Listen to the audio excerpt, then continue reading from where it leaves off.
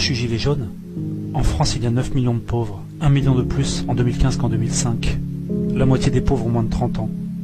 3 millions d'enfants sont pauvres, 30 000 sont SDF, 40 000 ne peuvent pas manger 3 repas par jour. 3,4 millions de Français sont des travailleurs précaires ou mal rémunérés. 38% des chômeurs sont pauvres. 35% des familles monoparentales sont pauvres. Le chômage cause la mort de 14 000 Français par an. Un quart des agriculteurs, des artisans, commerçants et chefs d'entreprise sont pauvres. 28% des citoyens ne peuvent pas se payer une semaine de vacances au moins une fois dans l'année. 20% des Français disent avoir du mal à faire 3 repas par jour. 19% des parents confient leurs difficultés à payer la cantine des enfants. Mais rassurez-vous, nos élus ont la solution. Aligner le SMIC sur le seuil de pauvreté. Augmenter le coût du carburant, de l'électricité, de la nourriture et de tout un tas d'autres dépenses contraintes. Vous me demandez pourquoi je suis gilet jaune? En France en 2018, au moins 566 SDF sont morts dans la rue. En moyenne, ils avaient 48 ans. 6 enfants de moins de 5 ans font partie des victimes. On estime qu'il y en a en fait beaucoup plus. On estime qu'il y a eu au moins 13 000 personnes mortes dans la rue entre 2012 et 2016, soit 100 fois plus de morts que lors des attentats du 13 novembre 2015. Mais rassurez-vous, nos élus ont la solution. Ils mettent en place des dispositifs anti-SDF pour les chasser, et ils amputent de 57 millions d'euros les crédits des centres d'hébergement et de réinsertion sociale. Vous me demandez pourquoi je suis gilet jaune? En France, pendant que les pauvres qui enfilent un gilet jaune pour lancer un cri d'alarme sont traités de foules haineuses qui ne savent même pas pourquoi elles manifestent, les riches se goinfrent, avec la complicité des politiciens. Les inégalités de revenus sont insupportables. Les 10% des Français les plus riches possèdent 10 fois plus que les 10% les plus pauvres, soit plus du quart des revenus sont entre les mains d'une minorité. Entre 2003 et 2013, les plus modestes ont gagné seulement 2,3% de pouvoir d'achat, tandis que les plus riches ont augmenté leur richesse de 42,4%. 1% des Français concentrent à eux seuls 17% des richesses. À titre d'exemple, Liliane Bettencourt, la patronne de L'Oréal, possède 31 milliards d'euros, soit l'équivalent d'1,8 million d'années de SMIC.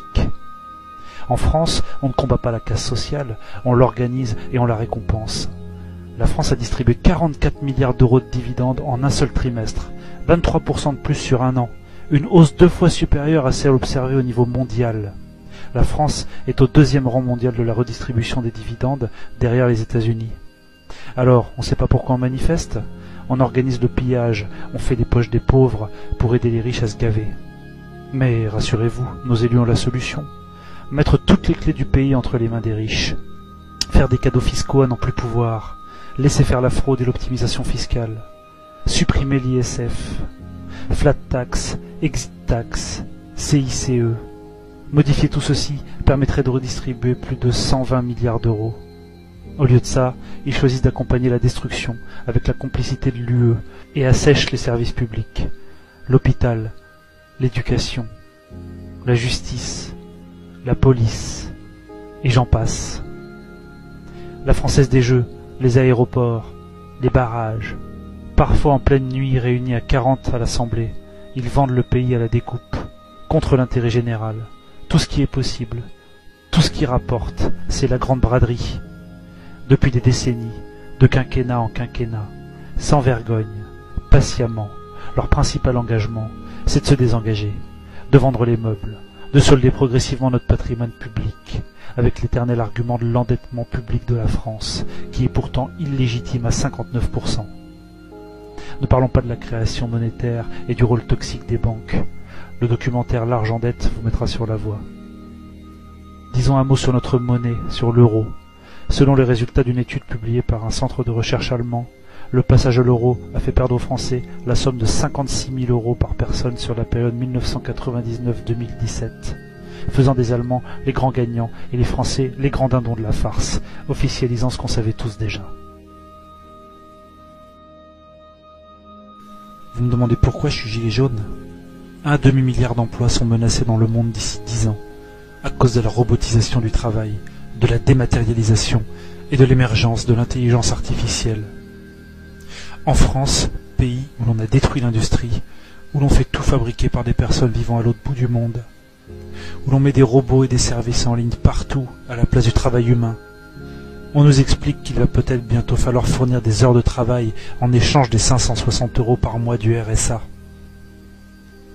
Partout dans le monde, des ingénieurs s'acharnent à remplacer les maçons, les caissières, les comptables, les barman, les chauffeurs routiers, les taxis et les livreurs,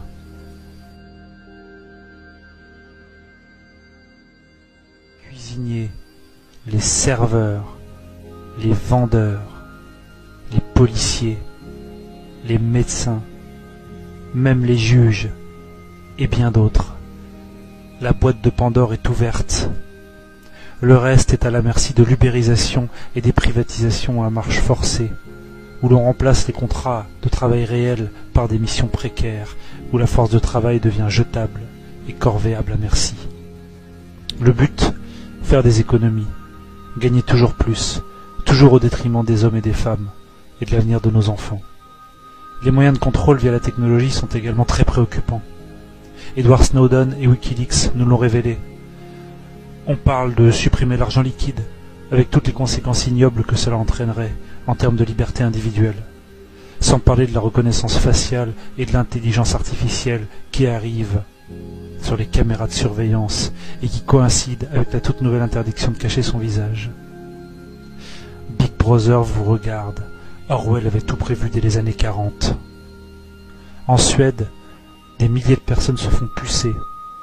En Chine, les citoyens ont une voiture sous surveillance et ils ont une note sociale. S'ils ont une mauvaise note, ils n'ont plus le droit de prendre le train. Avez-vous envie de laisser ces horreurs advenir en France ? Mais rassurez-vous, nos élus ont la solution. Divertir pour dominer, donner du pain et des jeux. Et pour la technologie, quelles qu'en soient les conséquences, garder ce cap et même accélérer. Vous me demandez pourquoi je suis gilet jaune ? Les personnes qui nous dirigent présentent leur vision du monde comme étant la seule qui soit pertinente, démocratique et viable, alors qu'en réalité, ils se moquent du bien commun, et même de la planète sur laquelle on vit. Celui qui croit que la croissance peut être infinie dans un monde fini est soit un fou, soit un économiste. On produit 10 tonnes de plastique par seconde. 1 million de bouteilles en plastique sont produites chaque minute dans le monde. Coca-Cola à lui seul produit 110 milliards de bouteilles plastiques jetables par an. Dans le Pacifique, un nouveau continent de plastique s'est formé. Il fait 3 fois la taille de la France. 16 porte-conteneurs de transport maritime émettent autant de dioxyde de soufre que toutes les voitures du monde réunies. Le transport aérien émet, selon l'Agence européenne de l'environnement, près de 2 fois plus de CO2 au kilomètre qu'une voiture. Et devinez quoi ? Les carburants de ces transports ne sont pas taxés, tandis que les carburants des voitures sont taxés à 60%. Et qu'en pensent les espèces qui survivent avec nous ?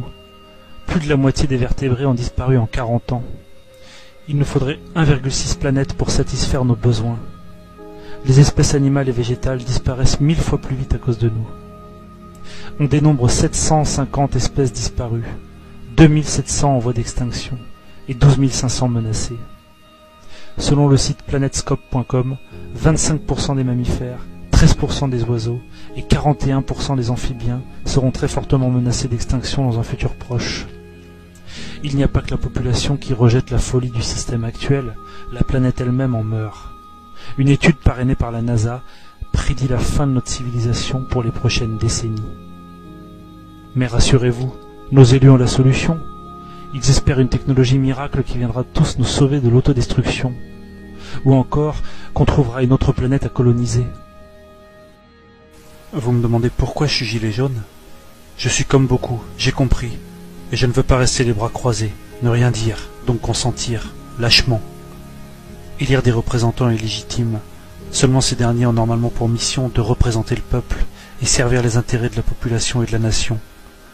Je suis de ceux qui ont appris qu'en France, 9 milliardaires possèdent 90% de la presse. Cela explique peut-être pourquoi beaucoup de citoyens se plaignent de manipulation de l'opinion à grande échelle, toujours dans l'intérêt des riches. Ce schéma démontre qu'une poignée d'individus fait la pluie et le beau temps sur le paysage audiovisuel français. Qui possède les médias possède un pouvoir d'influence gigantesque sur l'opinion publique. Pour simplifier, des milliardaires achètent la presse et les principaux médias. Ensuite, ils se payent un président. Et enfin, ce président leur offre des milliards en baisse d'impôts. On entend parler depuis longtemps de pensée unique, d'idéologie dominante. Une partie considérable des Français ressent un profond malaise vis-à-vis du système médiatique, alors n'en cherchez plus la raison. Frédéric Lordon, économiste et respectable chercheur au CNRS, est allé jusqu'à déclarer que la candidature de Macron est le spasme du système et constitue une entreprise essentiellement frauduleuse. Des milliardaires possèdent la presse et entreprennent de porter un banquier d'affaires à la présidence de la République.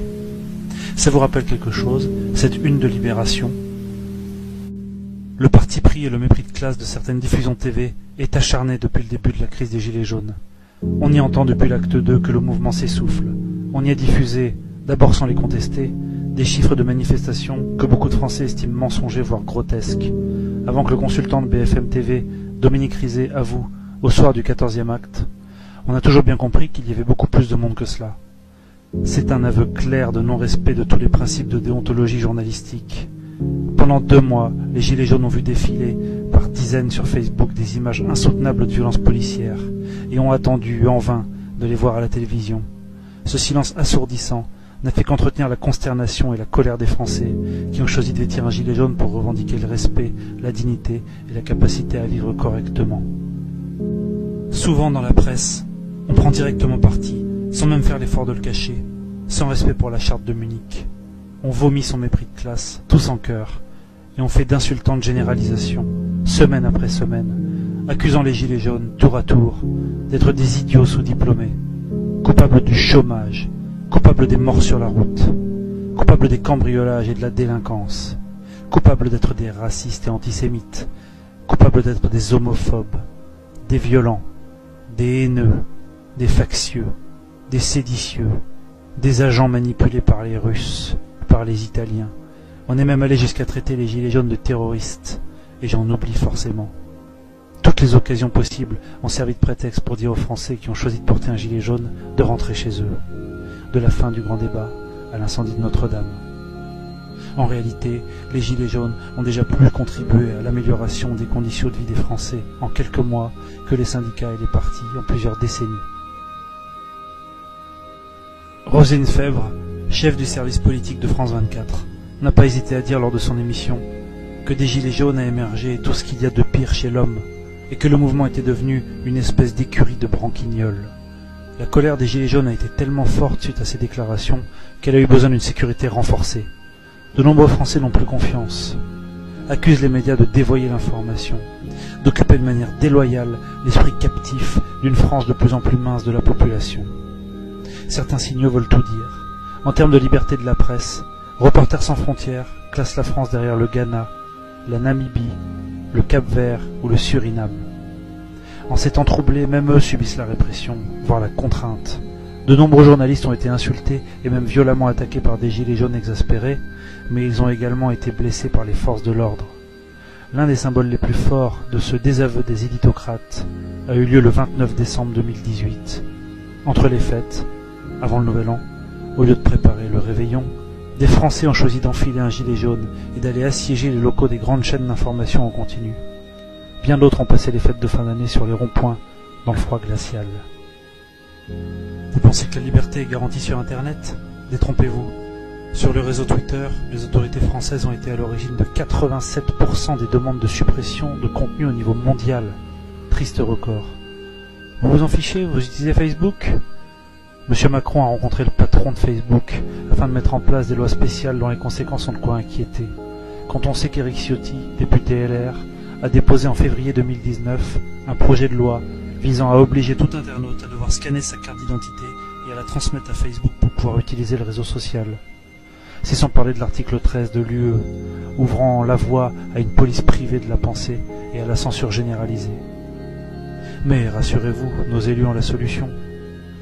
Inquiéter Mediapart en tentant de perquisitionner leurs locaux, créer des lois contre le secret des affaires, mettant en danger les lanceurs d'alerte au lieu de les protéger, créer des lois pour lutter contre les fake news, qualifier de complotistes toute pensée qui dérange ou tout discours critique, mettre en place des sites qui sont censés apporter la seule vérité autorisée, attaquer les rares émissions qui montrent la vérité, ne parler que du désordre en France et non pas des causes de ce désordre, ou des moyens politiques permettant de réellement contenter la population.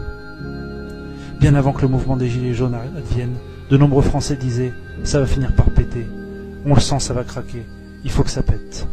Et maintenant que ce craquement arrive sous nos yeux, Beaucoup de journalistes ont choisi d'accompagner, avec un zèle flagrant, la communication gouvernementale, qui consiste à diaboliser et diviser, à inquiéter, voire à susciter le dégoût, à délégitimer et à rabaisser ce mouvement, qui s'incarne pourtant dans le cœur et sur le dos de nombreux Français, sous la forme symbolique d'une veste fluorescente destinée à avertir d'une situation d'urgence ou de danger. Les Français qui ont choisi d'enfiler un gilet jaune ne sont que la pointe ultra-visible d'un cri d'alarme populaire, parfaitement prévisible et anticipé des années avant son émergence. S'en étonner et s'en offusquer à grands cris dans les médias et au Parlement est incompréhensible, voire malhonnête. Les médias sont les entités les plus puissantes de la Terre. Ils ont le pouvoir de rendre des innocents coupables et de faire des coupables des innocents. Et c'est ça le pouvoir, parce qu'ils contrôlent l'esprit des masses. Si vous n'êtes pas vigilant, les médias arriveront à vous faire détester les opprimés et aimer ceux qui les oppriment. Vous me demandez pourquoi je suis gilet jaune. Je suis gilet jaune parce que mon indifférence pourrait gâcher l'avenir de mon enfant. Parce que j'ai éteint ma télé et j'ai allumé mon cerveau. Parce que je refuse de vivre dans un océan d'injustice. Parce que j'ai envie d'être dans une vraie démocratie et non pas un État néolibéral autoritaire. Parce que le pouvoir appartient au peuple, pas à quelques milliardaires. Parce qu'une vie meilleure est possible. Parce qu'ils ne sont grands que parce que nous sommes à genoux. Parce que je soutiens une société juste et équitable dans laquelle on devrait vivre et non survivre. Parce que j'ai compris que j'ai parfaitement le droit de penser et d'exprimer ce que je pense, et que ne rien dire ferait de moi un complice. Un peuple prêt à sacrifier un peu de liberté pour un peu de sécurité ne mérite ni l'un ni l'autre et finit par perdre les deux. Mais rassurez-vous, nos élus ont la solution. Ils ont mis en place un ensemble de mesures contre-révolutionnaires, visant à garder le contrôle tant bien que mal, face à un soulèvement populaire digne des livres d'histoire, qui a immédiatement eu le soutien d'une part majoritaire de la population française. Des mesures les plus triviales, comme ce grotesque mouvement des foulards rouges, beaucoup plus efficaces pour montrer l'immense médiocrité humaine d'une partie de la petite bourgeoisie française bien pensante que pour combattre le mouvement des Gilets jaunes, en passant par les activistes pro-gouvernement qui passent leur journée à vomir leur haine sur tous les espaces en ligne possibles, des réseaux sociaux jusqu'aux commentaires des sites d'information, et qui haïssent, maudissent et insultent les Gilets jaunes pour montrer leur haine de la haine. Tout un programme. Le système en place n'a pas le choix. Il lui faut réprimer durement les indignés, en diabolisant le mouvement de manière acharnée dans les médias, en mettant en place des lois répressives, en crevant quelques yeux, fracassant quelques crânes, pour dissuader ceux qui auraient la drôle d'idée de se plaindre des injustices actuelles et à venir. Une répression sans bornes, d'un niveau jamais vu depuis la guerre d'Algérie. Tout a été fait pour vider d'abord les ronds-points, avec un haut niveau d'intimidation et de répression, obligeant donc les manifestants à prendre les rues, puis l'objectif a été de vider les rues le plus vite possible, par la force, par la dissuasion, par la terreur, plutôt que par des décisions politiques. Accorder des modifications politiques et institutionnelles réclamées par une part considérable des Français mettrait Macron en porte-à-faux direct avec les personnes qui l'ont fait élire, ceux pour qui il travaille et par qui il est missionné, les ultra-riches. Pour oser défier le pouvoir, les Gilets jaunes subissent une répression inimaginable, aux conséquences impardonnables. Un décès directement lié à une bombe lacrymogène, 248 blessures à la tête, 23 éborgnés, 5 mains arrachées, et des centaines d'autres blessures, impliquant des passants, des journalistes, des mineurs. L'État a tiré plus de 13 000 fois au LBD sur sa population depuis novembre 2018. Le LBD est considéré comme une arme de guerre. La France est le seul pays de l'UE à jeter des grenades au TNT sur sa population. Et ce n'est pas fini. C'est sans parler de la terrible répression judiciaire, des arrestations préventives. Pour Laurence Roch, présidente du syndicat des avocats de France, le traitement judiciaire des Gilets jaunes relève d'une justice d'abattage accompagnant la répression menée par le pouvoir exécutif. Dans ces conditions, la colère sociale ne peut pas retomber, prévient d'ores et déjà l'avocate. Le Canard enchaîné a révélé une véritable justice d'exception, je les cite, au parfum de police politique, pour ficher, condamner, briser les Gilets jaunes. Surveillance sur les ronds-points et sur les réseaux sociaux, fichage des potentiels meneurs. Ils vont même jusqu'à mettre sur écoute des dizaines de Gilets jaunes, au moins 150, et jusqu'à ficher les manifestants hospitalisés, ce qui constitue, pour Christophe Prudhomme, le porte-parole des médecins urgentistes, une dérive grave et une menace pour les libertés individuelles. Le collectif Robe Noire et Gilets jaunes a publié un communiqué de presse pour dénoncer une dérive liberticide et de graves atteintes aux libertés individuelles. Et pour cause, à la mi-février, On comptait plus de 8000 arrestations, 7500 gardes à vue, 1796 condamnations, plus de 350 personnes incarcérées. Pendant ce temps, Benalla et Cahuzac vous envoient leurs amitiés. Tous ces chiffres en disent long sur un pouvoir délégitimé par un mouvement social à tendance insurrectionnelle voire pré-révolutionnaire. Fin novembre, 84% des Français approuvaient le mouvement des Gilets jaunes, une écrasante majorité du pays. Et même après bientôt 6 mois de lutte, même après un véritable acharnement de mesures contre-révolutionnaires, de propagande, de mensonges, de diabolisation, ils conservent le soutien de la moitié de la population. Selon un sondage officiel, 50% des Français nous soutiennent toujours, pour seulement 34% d'opposition. Un record historique de force et de durée, pendant que la cote de popularité de Macron n'est qu'à 28%. Les chiffres officiels montrent un soutien supérieur aux Gilets jaunes qu'au président en exercice.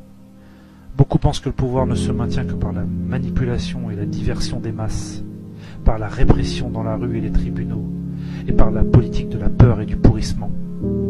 Un bilan effarant, indigne de notre pays, pointé du doigt par le Conseil de l'Europe, Amnesty International, la Ligue des droits de l'homme qui dénonce une volonté explicite de blesser, et par l'ONU qui a réclamé une enquête approfondie et a placé la France entre le Venezuela et Haïti sur la liste des répressions.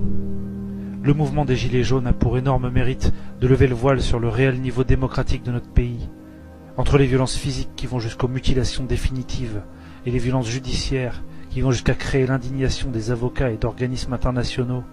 Je vous invite à vous remettre en question d'urgence si vous avez ressenti plus d'indignation en voyant la vandalisation du Fouquet's plutôt qu'en voyant vos compatriotes se faire éborgner, parce qu'ils réclament de quoi manger après le 15 du mois, parce qu'ils veulent plus de démocratie, voter eux-mêmes les lois, bref, parce qu'ils veulent une société plus juste pour eux-mêmes et leurs semblables. Vous me demandez pourquoi je suis gilet jaune? Parce qu'il ne faut pas s'arrêter d'exiger la dignité. Parce que si vous restez chez vous, ils gagnent. Parce qu'il ne faut rien lâcher. Parce que cette lutte est totalement légitime et nécessaire. Parce que le monde entier nous regarde avec admiration. Parce qu'en Angleterre, en Allemagne, en Hollande, en Israël, à Taïwan et dans des dizaines d'autres pays, ils ont enfilé les gilets jaunes et sont inspirés par le peuple de France. Même avec leurs chiffres mensongers, même si depuis le début, acte après acte, ils répètent comme des perroquets que le mouvement s'essouffle. Ils ne commentent pas un essoufflement, ils l'invoquent de leurs vœux. Même s'ils font tout ce qu'ils peuvent pour nous affaiblir, par toutes les stratégies possibles et cumulées, même en essayant de retourner le reste de la population contre nous, en expliquant tous les jours que nous sommes plus qu'une poignée d'illuminés violents, nous sommes toujours là, et notre légitimité est intacte. Tant que l'avenir de nos enfants ne sera pas assuré, tant qu'on verra des retraités faire les poubelles pour manger, tant qu'on verra des mères de famille prostrées devant un frigo vide, pendant que d'autres brassent des milliards, on sera là, et on vous attend pour nous rejoindre massivement et urgemment. Écoutez votre cœur plutôt que votre peur, car 23 borgnes, c'est 23 de trop, mais ça représente statistiquement très peu de martyrs face aux millions de manifestants qui ont foulé les rues et les ronds-points depuis les derniers mois et qui sont rentrés chez eux sains et saufs. Ils comptent sur votre peur pour vous tétaniser, leur désinformation faisant le reste. Parce que finalement, si vous manifestez pacifiquement en début d'après-midi, si vous mettez du jaune aux fenêtres de votre maison, sur le tableau de bord de votre voiture, si vous réinformez autour de vous, avec fierté et conviction, si vous distribuez des tracts, si vous partagez ce documentaire partout, si vous participez aux assemblées, aux agoras et aux diverses actions, si vous signez des pétitions, si vous boycottez des marques indignes, si vous consommez le minimum, si vous portez une écharpe jaune tous les jours, si vous faites des maraudes, que vous donnez de la nourriture aux sans-abri, vous ne risquez rien et vous faites beaucoup. Les gilets jaunes savent déjà que c'est le contraire. C'est en ne soutenant pas le mouvement que vous laissez le champ libre à un avenir sombre. N'oubliez pas que vous avez le droit de vous indigner, de montrer que vous êtes opposé aux orientations politiques du gouvernement en place. Il n'est en aucun cas illégal ni interdit d'être un opposant idéologique ou politique, contrairement à ce qu'on aimerait vous faire croire. On cherche à vous impressionner, à vous intimider, à cultiver votre lâcheté et votre passivité. Il y a plus dangereux que le bruit des bottes, il y a le silence des pantoufles. Et comme le disait Albert Einstein, le monde ne sera pas détruit par ceux qui font le mal, mais par ceux qui les regardent sans rien faire. Ce document ne dit pas tout. Il ne montre qu'une petite partie de tout ce qu'il y aurait à montrer. Il y a tellement d'autres dérives hallucinantes qu'il serait vain de tenter de toutes les rassembler dans un film d'une durée raisonnable. Pour comprendre l'étendue du malaise, pour bien avoir conscience de la légitimité totale de cette envie de changement qui émane des entrailles les plus profondes du pays, intéressez-vous par exemple à la liste des affaires politico-financières de la Ve République depuis les années 80. Vous allez tomber de haut. Vous n'allez pas en croire vos yeux. C'est en libre accès sur Wikipédia, bien souvent avec tous les détails, et ça vaut vraiment le détour.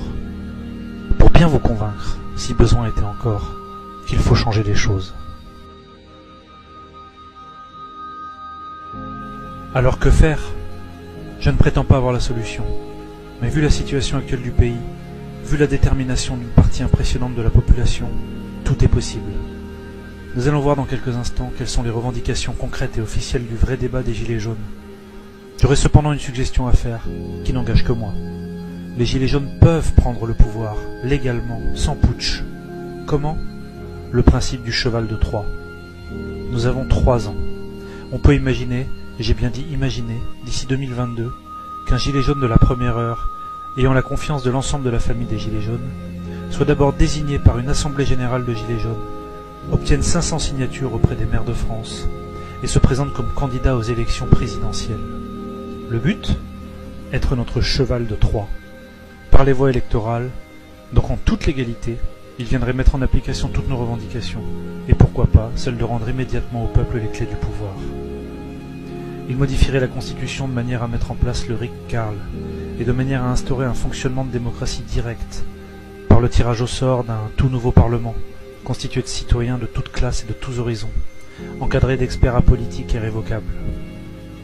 Cette option politique, totalement recevable, légaliste, de démocratie réelle et directe, serait proposée aux Français, qui la choisiraient ou la rejetteraient. Le seul problème, c'est que les médias manipuleront la population de toutes leurs forces afin de leur rendre cette idée insupportable, on a l'habitude. La question est de savoir si la population est assez mature pour ne plus se laisser berner.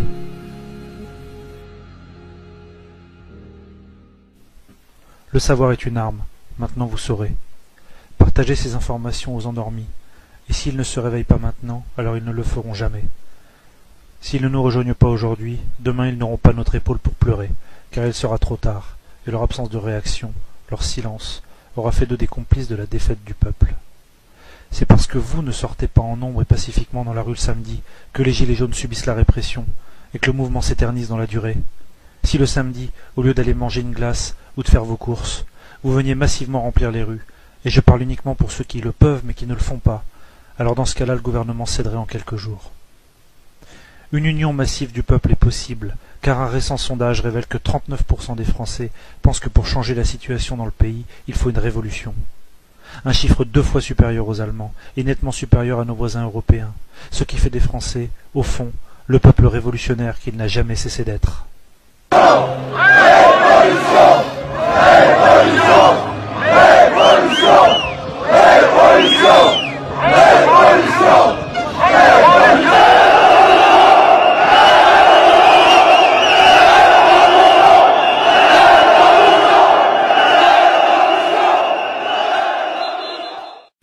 Ce qui se déroule sous nos yeux nous prouve que la France a rendez-vous avec l'histoire.